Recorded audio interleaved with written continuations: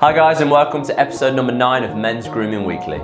If we're just meeting, my name is Elliot Forbes, a male grooming specialist or barber, however you want to call me, based in central London. This channel is dedicated to hair, beard and grooming for the modern man, so if that's you, you might want to consider subscribing. So as with every other week, we'll first be starting with a new product using on my hair. We'll then talk about the top favourite haircuts I've seen this week, and also then finally finishing with an Elliot Answers. But first off, we'll be starting with my favourite TikTok video this week. This is just straight fucking facts.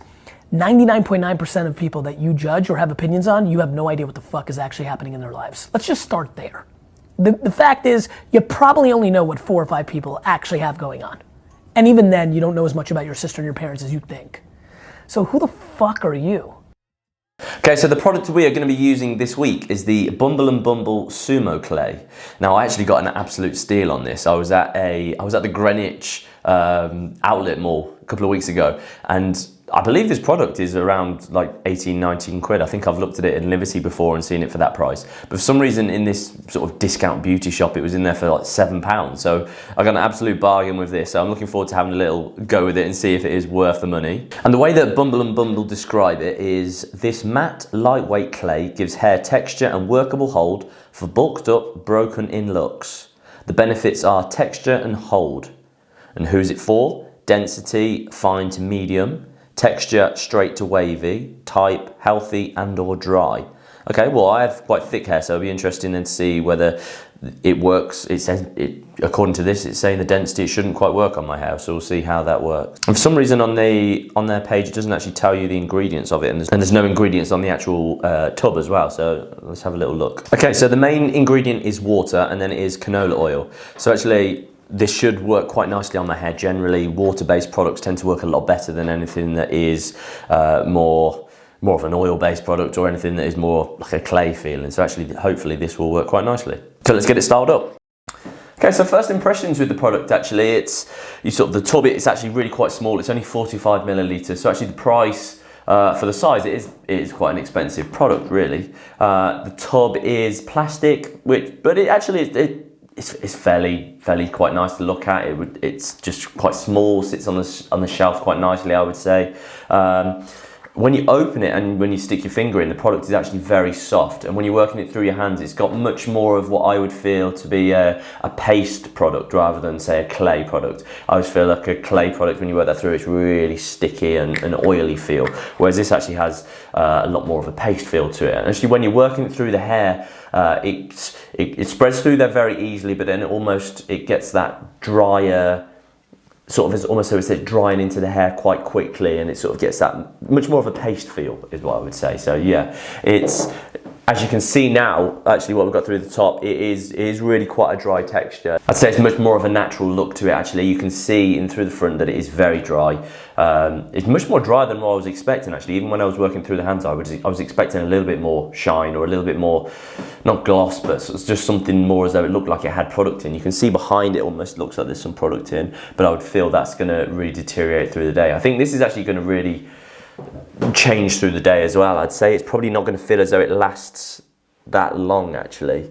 I'm surprised, actually, it's had some good reviews online, not that saying that it's bad at the start, but I would have thought this was going to last a lot longer. And even now, my hands, I haven't washed them yet, but it almost has got like a chalky feel to it. It doesn't feel like there's actually too much products on there. I could probably go around and actually walk around and it'd not be too much of a discomfort, which actually normally, as soon as I've put product on, I've got to get it off my hands and I can't do anything with it. So actually that would suggest that this is probably going to, not be that strong a hold, not that strong a hold, which actually is what it says. It says it's more for low density to medium density, and I've got quite high density. So I'm gonna wash my hands and we'll check in at the end of the day, see how this has lasted. And now we're on to the top 5 haircuts that I've seen this week. And in at number 5 is this photo that I saw on the Bulgari Instagram. And actually it's, you can't really quite make out too much of it, but the silhouette looks really quite nice, really soft and long in through that front area. It's got sort of Johnny Depp vibes, really sort of loose. There's a big disconnection between the top and then to the sides, but actually quite clean around the ears, and just then very nice silhouetting through that back area. Real cool, real edgy. In at number 4 is this photo from Zara. Real soft, real undone look, real textured. I actually like how short it is through the top, and it's a very similar length that it is through the top as it is through the sides. The external length is all very soft and very much, they haven't taken it in and tapered it around the edges. Really like this look. In at number 3 is this photo from H&M's Instagram actually, and when I saw this I just loved the silhouette. It's like very much bell-like. I love how it's sort of a real choppy short fringe. The shape just pops out through those sides, real cool.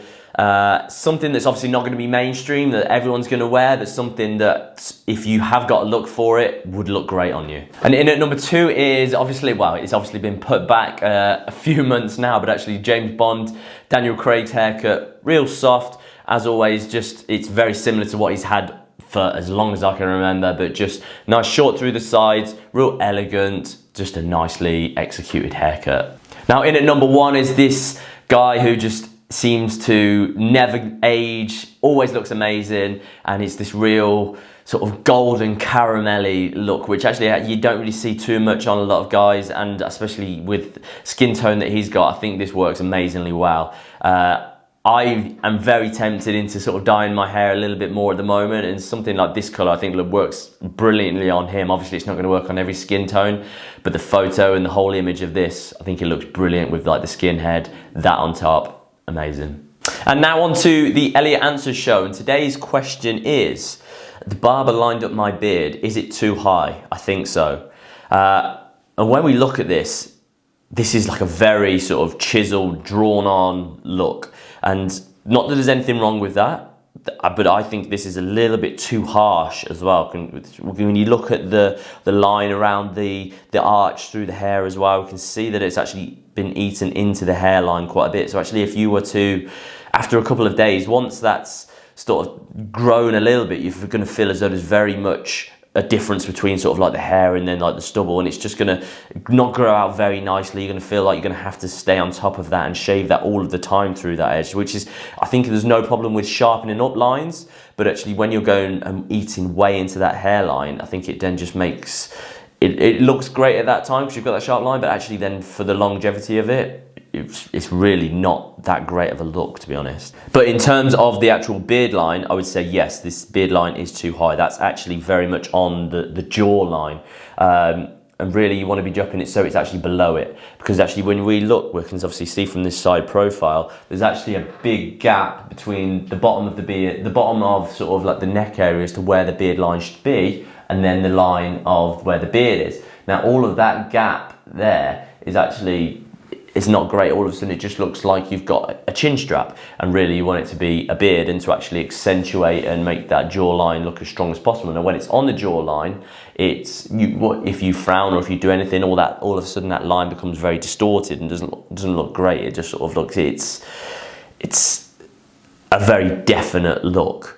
Whereas when it's in that correct place, it can sit in there a lot easier. It can then sit and look more like it is a beard rather than looking like it is a sort of like a chin strap with it through there. So the first point of call when you are having a beard done, or whether you're having it yourself, you want to look straight on in the mirror and then come back in a straight line from there.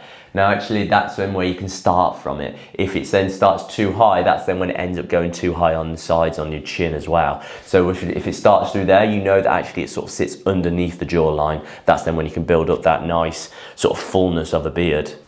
So actually that product just didn't work in my hair at all. It almost just disappeared instantly, and during the day it felt like I actually had no product in there at all. Today I'm recording this a couple of days later actually, and was not impressed with it for my hair. I guess like it said, it was for medium to lower density, so I guess something where the density is a lot lower, then it potentially would work in that, but in terms of my hair, didn't work very nicely at all actually. So comparing it then to the Baxter's, the cream pomade, the pink one, I would say actually if I was going to pick one out of the two of them, I'd probably go for the Baxter's over this one. This one just really disappeared, didn't even have too much of a hold with it either during the day, just sort of almost just completely disappeared, whereas the other one, it actually still had something it still felt like it gave it some volume, so I'd pick that one over the two. And now back to Past Elliot. Okay guys, thanks for watching today. If you have any questions or if you'd like any help on your beard, your hair, or any skincare routines, feel free to drop me a message. All my channels are going to be down below, and obviously just then on the side through here. I work at a barber shop in central London Wednesday through Saturday, so if you want your haircut, if you're in London and you want your haircut, I would love to look after all of the needs that you have. So drop me a message, or my website is down below. You can go and check out all the services that we provide and have a little read of that there and to book online. Thanks for watching today, guys. It's much appreciated. Have a wonderful day. Much love, Elliot.